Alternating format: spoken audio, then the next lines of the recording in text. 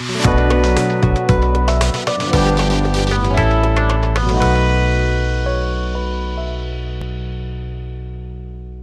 जी। Mutual fund के वर्तमान और संभावित निवेशक सर, मिड कैप और स्मॉल कैप को लेकर के खासा चिंतित हैं आप, और चिंतित हैं हम भी, चिंतित है पूरा बाजार भी। ऐसे में क्या करना चाहिए, आज के इस वीडियो में मैं एकदम साफ साफ बताऊंगा।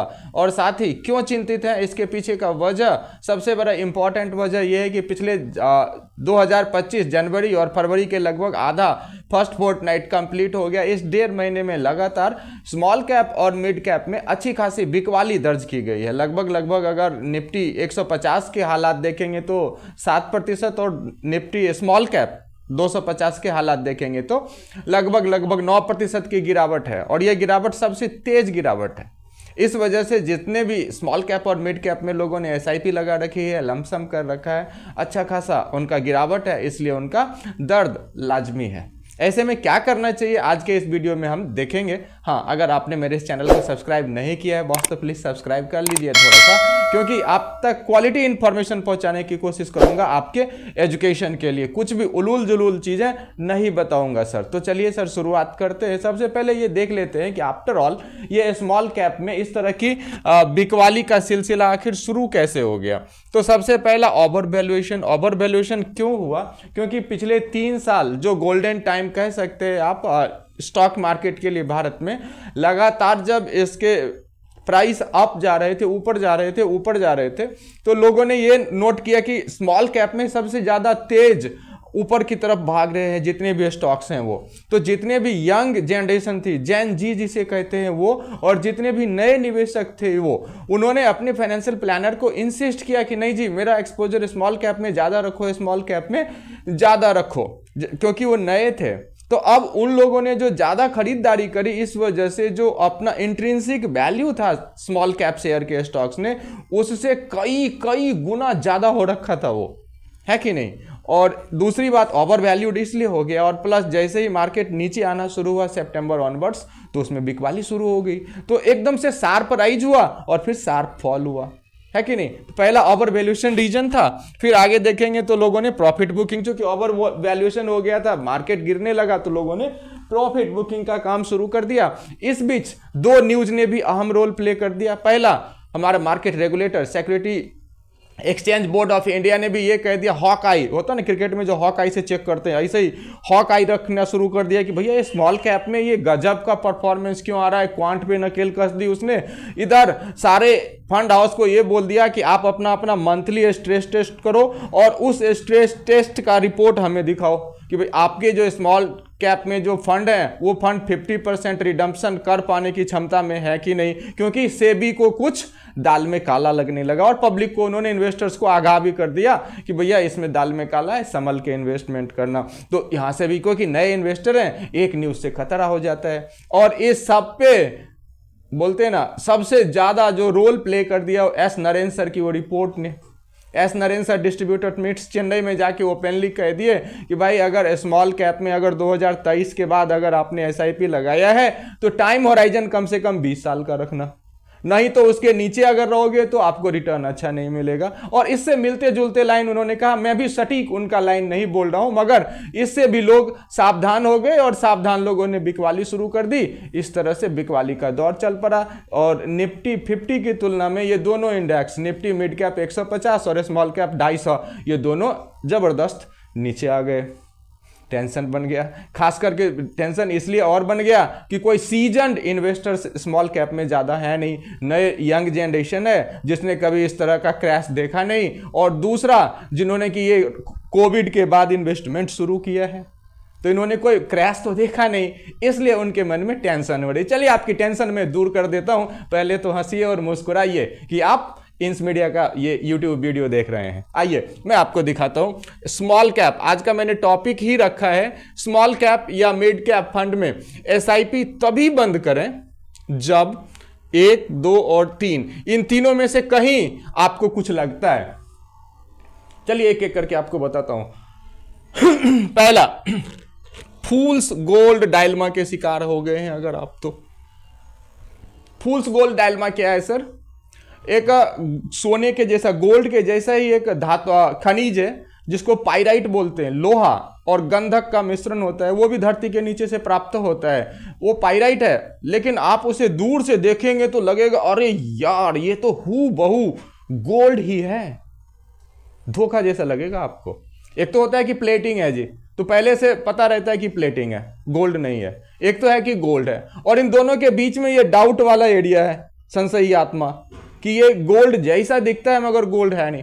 तो अगर स्मॉल कैप में इस तरह के स्टॉक्स आपने ले लिया है जो कि आपको पहले दिखाया गया था कि नहीं ये तो प्योर गोल्ड है, और बाद में लगा ये तो फूल्स गोल्ड है, पाइराइट की तरह, जो ये तो लोहा और सल्फर का मिश्रण है, गोल्ड तो है ही नहीं।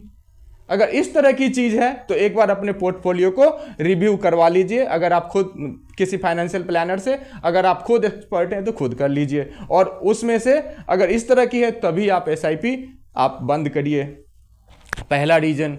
दूसरा रीजन, एक सर कंसेप्ट इसको बोलते हैं टुलिप माइनिया, TULIP, टुलिप। आपने भी देखा होगा ना, टुलिप का फूल, ऐसा ही वही फ्लावर वाला फूल ही बोल रहा हूं सर, और कुछ नहीं।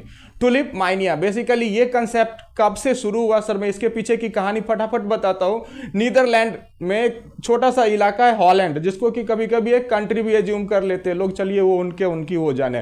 तो हॉलैंड के इलाके में सर 15वीं शताब्दी के बाद से क्या हुआ ना, ऑटमन से आता था उनके यहाँ ट्यूलिप का फूल, और ये बहुत ही लिमिटेड बड़े बड़े राजघराने में मंगाया जाता था, और बड़े बड़े महलों में फूल लगाए जाते थे। एक मालिक के दिमाग में आया कि इस पे गेम करते हैं, और उसने एक फूल का, ट्यूलिप का एक पौधा उठाया और बोला भाई ये राजघराने से, मैं हॉलैंड के राजघराने से लेके आया हूं, देखिए क्या कारनामे होते हैं, वो राजघराने से लेके आया हूं, ऐसे वैसे नहीं बेचूंगा। मतलब जो फूल 2 रुपया का है उसे बोला 2 लाख से नीचे नहीं बेचूंगा, क्योंकि राजघराने से लेके आया हूं, तू लगाएगा तुझे भी लोग राजघराने वाले समझेंगे। तो वो फूल कितने का बिका, 2 कौड़ी का फूल जो नहीं था वो बेच दिया उसने 2 लाख का। अब उस भाई ने, जिसने फूल लगाया, उसने भी एक प्लांट लगाया, प्लांट क्रिएट किया, और उसने कहा भाई ये राजघराने से ट्यूलिप आया है जी, मैं तो 10 लाख में बेचूंगा। भाई साहब चल पड़ी ये कहानी। क्यों? ट्यूलिप बन गया पूरे हॉलैंड में एक स्टेटस सिंबल। ट्यूलिप जिसके घर के आगे है वो दुनिया, हॉलैंड का सबसे अमीर आदमी, सबसे रसूख वाला आदमी, सबसे रुआब वाला आदमी, जैसे आजकल लैंड रोवर चलाने वाले होते होंगे, जस्ट मैं ऐसा बोल रहा हूं। तो हर कोई एक ना एक ट्यूलिप का फूल जरूर खरीद के रखता था। जैसे आजकल बिटकॉइन का एक सितोसी रखने वाला भी अपने आप को ज्यादा स्टेटस वाला समझता है, ऐसा ही तो ट्यूलिप पैरानॉय वहां से चल पड़ा सर। ट्यूलिप के फूल के ऊपर गजब का प्राइस, अपर साइड, और हर कोई ट्यूलिप खरीदने के लिए ओवर प्राइस देने को तैयार था। यहां तक कि लोगों ने अपने घर गिरवी रख दिए। बैंक वाले पूछते थे भाई घर क्यों गिरवी रख रहे हो, बच्चे की शादी करनी है? नहीं। बच्चे को पढ़ाना है? नहीं। क्या करना है? ट्यूलिप खरीदना है। कोई जा रहा है अपनी सैलरी के ऊपर ओवर लोन ले रहा है, क्या करना है? ट्यूलिप खरीदना है। इस तरह से ट्यूलिप पे लोगों ने घर सब कुछ गिरवी रख के ट्यूलिप खरीदा, और एक दिन वो क्रैश कर गया। तो अगर आप इस स्मॉल कैप फंड में इस तरह ट्यूलिप माइनिया के शिकार होकर के आपने स्मॉल कैप में लगातार एसआईपी लगा रखी थी, लंप सम लगा रखी, तो बेशक आप स्टॉप कर लो सर, कौन रोक रहा है आपको, है कि नहीं? और ये 2 चीजें मैं इसलिए बोल रहा हूं क्योंकि रिसेंटली आपने जब लिस्टिंग देखी होगी तो ये चीज देखा होगा। हाँ, इस ट्यूलिप का भी एम्स्टर्डम स्टॉक एक्सचेंज पे लिस्टिंग था सर। हाँ, तो आपने लिस्टिंग में देखा होगा कि बहुत सारी ऐसी कंपनियां हैं, जब लिस्टिंग हुई ना तो जो उनके अपने पीई प्राइवेट इक्विटी होल्डर्स थे, अर्थात मालिक थे, वो अपने शेयर्स बेच के वहां से निकल गए। अब बताओ सर, ऐसी लिस्टिंग कोई लिस्टिंग होती है? तो स्मॉल कैप में ऐसा देखने को मिला, इसलिए सेबी ने आंखें टाइट कर दी उसके ऊपर। तो अगर ऐसा है तो जरूर बेचिए। एक तीसरा टेक्निकल रीजन है सर, ओवर कॉन्सेंट्रेशन है तो भी बेच दो सर। अब ओवर कॉन्सेंट्रेशन, मान लो सर मैंने एक देखा है, 21 साल का यंग लड़का है, जस्ट अभी उसने कमाना शुरू किया है, उसने 10,000 की एसआईपी लगा रखी है, 10 के 10,000 टाटा का स्मॉल कैप है। अब वो लगातार मैसेज आते हैं कि सर मेरा जीरो तो नहीं हो जाएगा। लेकिन मैंने एक 24 साल के लड़के की फाइनेंशियल प्लानिंग करी, उसकी एसआईपी शुरू करी है सर। इस एसआईपी को गौर से देखो आप। एसबीआई का बैलेंस फंड मैंने लगभग सब अक्टूबर के बाद से करी है, अक्टूबर के बाद से जब से मार्केट गिरना शुरू हुआ है। एसबीआई बैलेंस फंड मैंने 2500 का लगा रखा है, एसबीआई स्मॉल कैप में 3000 का है, वहीं पे गोल्ड फंड में 3000 का है एसबीआई, और कंजम्पशन में 3000 का है। वहीं पे एसबीआई बीएसई सेंसेक्स में 6000 की एसआईपी है, टाटा स्मॉल में 6000 है, और आईसीआईसीआई प्रूडेंशियल हाइब्रिड फंड में 3000 है। अब आप इसमें देखो स्मॉल कैप भी है, बैलेंस्ड है, मल्टी एसेट भी है और गोल्ड भी है। अब अभी भी जबकि मार्केट क्रैश है, आप दो जगह देखो, एसबीआई गोल्ड फंड देखो आप यहां पे, ये 242 ऊपर है कि नहीं। दूसरी चीज आप नोट करो, ये आईसीआईसीआई का हाइब्रिड, ये 10 रुपया ऊपर है कि नहीं अभी क्राइसिस में। ये दो चीजें नोट करो आप, अभी क्राइसिस है, ठीक है, स्मॉल कैप अभी डाउन है, मगर इस स्मॉल कैप डाउन को ये बैलेंस्ड एडवांटेज मात्र 19 रुपए नीचे है कि नहीं। तो ड्रॉ डाउन प्रोटेक्शन वाले फंड भी है और गोल्ड और मल्टी एसेट होने की वजह से कुछ फंड ऊपर भी हैं। ओवरऑल उसके पोर्टफोलियो में ज्यादा गिरावट नहीं है।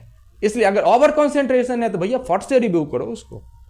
जानकारी चाहिए, मदद चाहिए, नंबर है भाई, आप लिखिए, मैं आपको जरूर इस पे उचित सलाह दूंगा विदाउट एनी बायसनेस। धन्यवाद।